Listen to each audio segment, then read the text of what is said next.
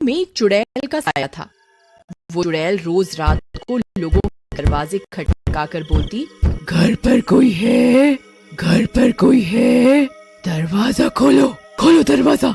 जब कोई गांव वाला दरवाजा खोलता वो चुड़ैल उसे उठाकर ले जाती। अरे अरे छोड़ दे चुड़ैल, अरे बच्चे की जान लेगी क्या?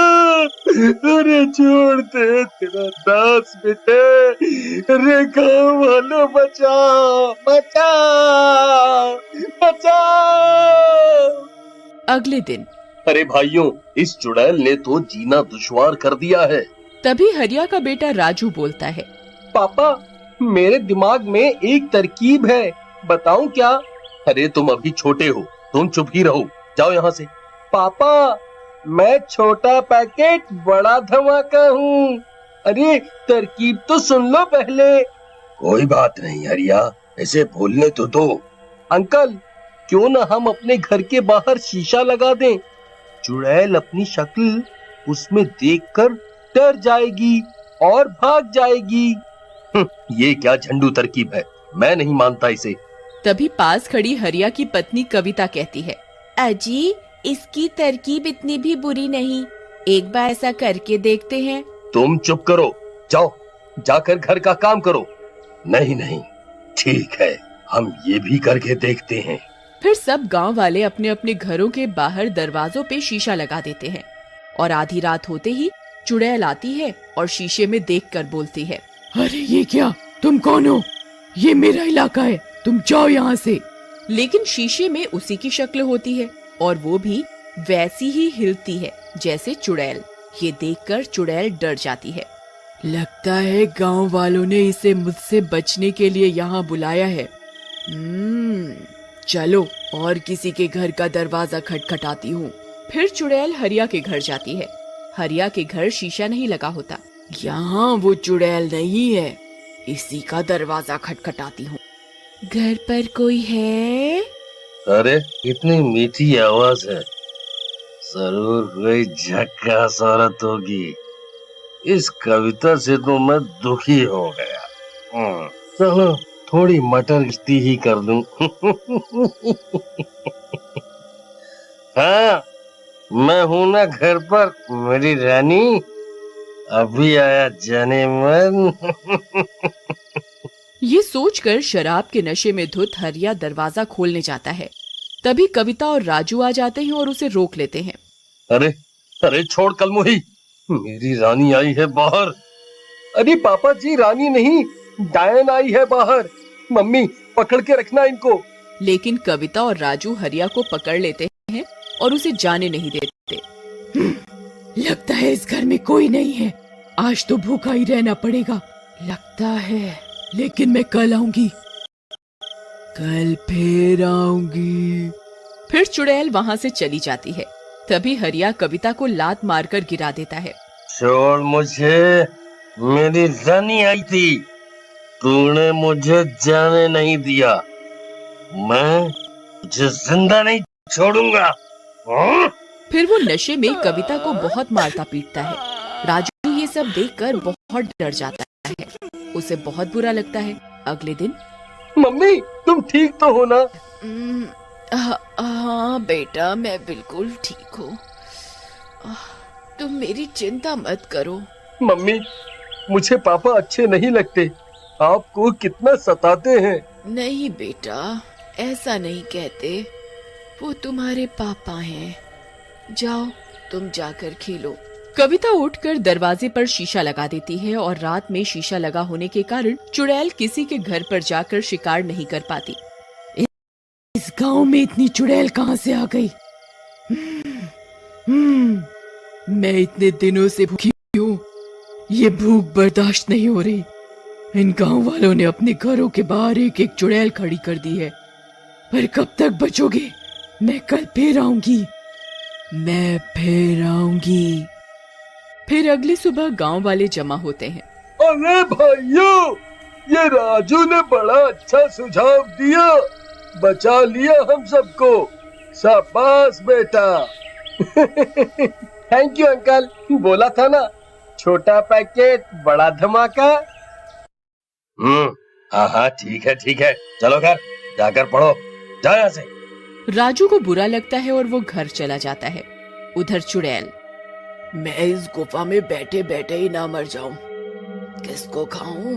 फिर रात हो जाती है। भूख के मारे वो गुफा से बाहर जाती है और गांव की तरफ चल देती है।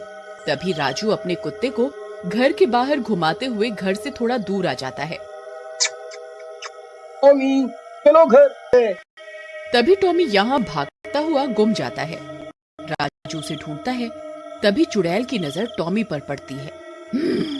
इस कुत्ते को ही खा के काम चलाती हूँ आज। फिर वो अपना हाथ लंबा करती है और उस कुत्ते को पकड़कर खा जाती है।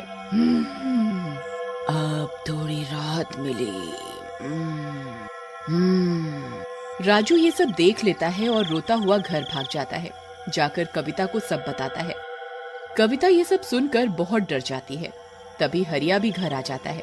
ए कलमुही पानी लेकर आ, तुझसे इतना भी नहीं होता कि मर्द घर आया है तो एक गिलास पानी ले आऊं। जी लाती हूँ। एक तो इतनी गर्मी है, तुझसे शादी करके तो मेरे भाग ही फूट गए। सोचा था कि तेरा बाप पैसे वाला है, बढ़िया दान दहेज देगा, लेकिन नहीं, इतनी गर्मी है, एक तो एसी ही लगवा देता तेरा बाप तो क्या बिगड़ जाता। ऊपर से ये गर्म पानी लाई है। चल चल यहाँ से, काम की ना काज की, दुश्मन अनाज की। कविता कुछ नहीं कहती, मगर राजू को अपने पापा का अपनी माँ के साथ ये बर्ताव अच्छा नहीं लगता।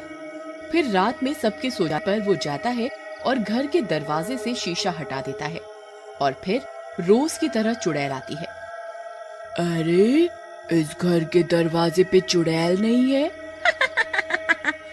मजा आ गया। घर पर कोई है? घर पर कोई है? पापा दरवाजे पे वो आई है, आपकी रानी। जाओ, मम्मी सो रही है, आप चुपके से चले जाओ। वाह बेटा, तू ही है मेरा असली शेर। वाह वाह वाह, जिए मेरे लाल, आया मेरी रानी, तुमने पुकारा और हम चले आए।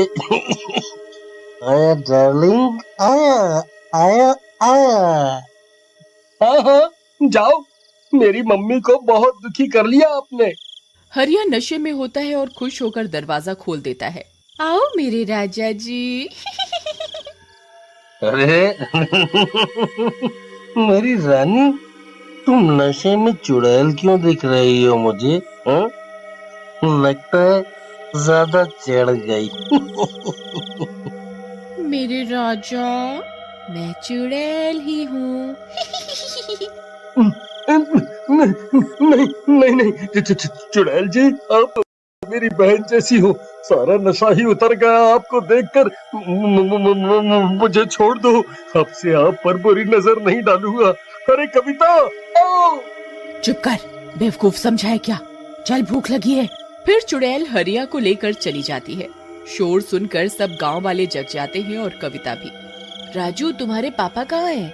अभी अभी मैंने उनकी आवाज सुनी थी। उनको तो चुड़ैल ले गई, अब तुम्हारे सारे दुख खत्म। माँ, तुम ये कैसी बातें कर रहे हो? तुम्हें ऐसा नहीं करना चाहिए था। वो जैसे भी है तुम्हारे पापा हैं। मैं जा रही हूँ इनको बचाने। कविता मशाल उठाती है और जंगल की ओर गुफा में चली जाती है। सभी गांव वाले भी पीछे जाते हैं। कविता जंगल पहुंच जाती है। चुड़ैल जी, छोड़ दो मेरे पति को, तुम मुझे खा लो, इनको छोड़ दो। नहीं माँ, चुड़ैल आंटी, मेरी माँ को नहीं, मुझे खा लो। नहीं नहीं कविता, तुम जाओ यहाँ से, जाओ तुम। अरे, तुम पति पत्नी का ड्रामा तो खत्म ही नहीं हो रहा। लैला मजनू मेरे पेट में जाकर बन जाना। ऐसा बोलकर चुड़ैल कविता को गले से पकड़कर हवा में उठा लेती है। ये देखकर राजू जमीन पर लौटता हुआ जाता है और पीछे से चुड़ैल के बालों में आग लगा देता है। चुड़ैल जलने लगती है। अरे नहीं छोटे लड़के, और फिर